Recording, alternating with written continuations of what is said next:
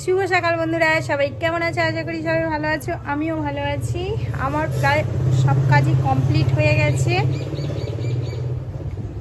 স্নান করা, পুজো করা বাকি আছে, আর রান্নাটা বাকি আছে।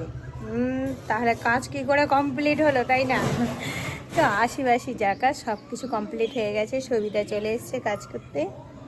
তো আজকে সারাটা দিন কি করছি সাথে থাকো, দেখতে থাকো। আর যারা নতুন বন্ধুরা আছে অবশ্যই করে আমার চ্যানেলটিকে সাবস্ক্রাইব করে নিও, পাশে থাকা বেল আইকনটি ক্লিক করে দিও।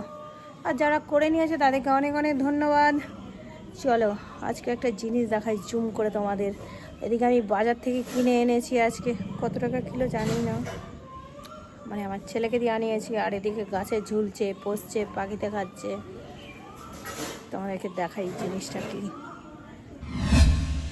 হ্যাঁ, বর্ষাকালে আকাশটা একটু বেশি পরিষ্কার দেখাচ্ছে না?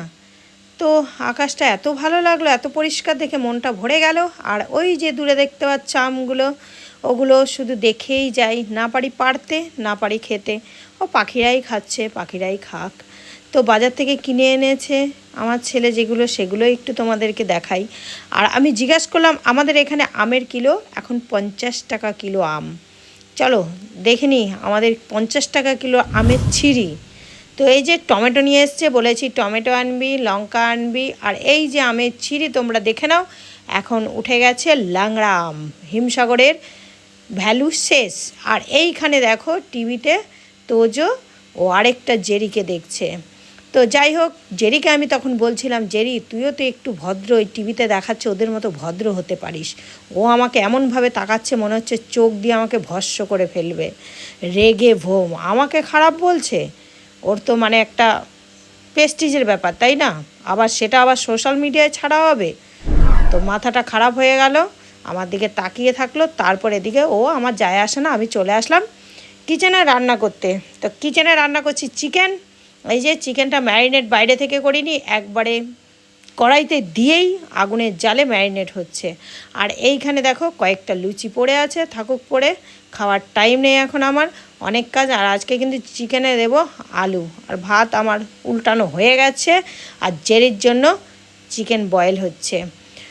তো এখানে দেখো হলুদ টলুদ দিইনি, লাস্টে হলুদটা দিয়েছি, অনেকটাই বেশি হয়ে গেছে বুঝতে পারিনি। আর জেরির সাথে এখানে টিভি দেখা বন্ধ করে এসে একটু আদর করলো, ভাবছে জেরি আমার ওপর রাগ হয়েছে, অন্য জেরিকে দেখছে তাই। এই যে চিকেনে এতটাই হলুদ দিয়ে দিয়েছিলাম, লাস্টে হলুদ হলুদ গন্ধ করছিল, কিন্তু একটু ভালো করে কষালে হলুদের গন্ধটা চলে যাবে। আর এই গরম জলটা আমি এর মধ্যে ঢালবো, কারণ হচ্ছে গরম জল দিলে টেস্ট হয়, আদৌ সেটা না।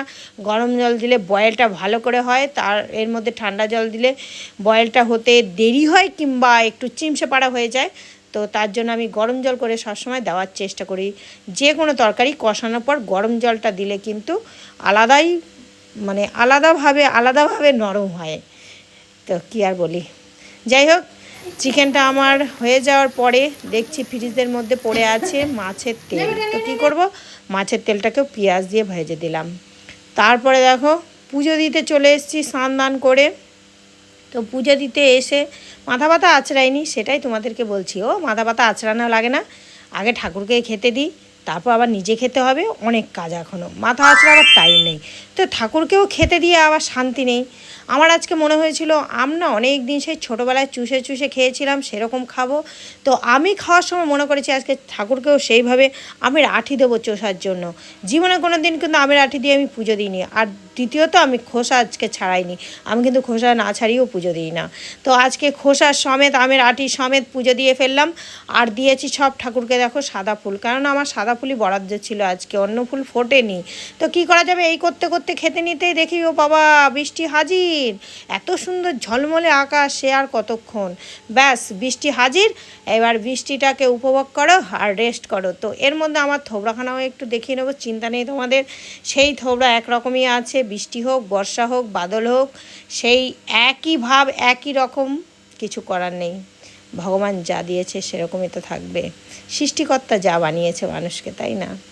তো চলো, বেশি বক বক হয়ে যাচ্ছে। আর দেখো বৃষ্টিতে পড়েই যাচ্ছে, কখন থামবে জানি না। তো চলে আসলাম তোমাদের সামনে। এই যে ভাবছি, বলছি তোমাদেরকে, আমার সবই ভয়েস দেওয়া ছিল, কিন্তু ভয়েসগুলোর মধ্যে না কোনো একটা ছিল না, মানে কি বলো তো, একটা বেশ তেজ ছিল না, তার জন্য আবার সে আমাকে ভয়েসগুলো মরা মরা ভয়েস ছিল, তো ভয়েসগুলোকে আবার ডিলেট করে দিয়ে আমাকে আবার নতুন করে ভয়েস দিতে হচ্ছে। তো জেরিও খাওয়া দাওয়া করে ঘুম দিয়ে দিয়েছে, আমরাও একটু রেস্ট করব, রেস্ট করার পরে এই যে উঠে গেছি, উঠে আবার ফুল এনার্জি নিয়ে চলে যাচ্ছি স্মার্ট বাজার। চলো আজকে স্মার্ট বাজার চলো। ও বাবা, এটা আবার কি করে চুল আছড়েছে, এ বাবা মাঝখানে সিঁথি করেছে, আর মাঝখানে দাঁতও নেই, মাঝখানে চুলের সিঁথি, কি লাগছে তোজোকে, সেই। তো আমি বেরিয়ে পড়ছি স্মার্ট বাজার, আমার সাথে কিন্তু যাবে বৌদির মেয়ে মানে অনন্যা। তো আমরা চলে এসেছি স্মার্ট বাজারে, চলে এসেছি, এসে নিয়ে এখানে নাকি ভিডিও করা অ্যালাউ নেই। তো ছাতার মাথা বৌদি বলল যে সব অ্যালাউ আছে, চল তুই শুধু।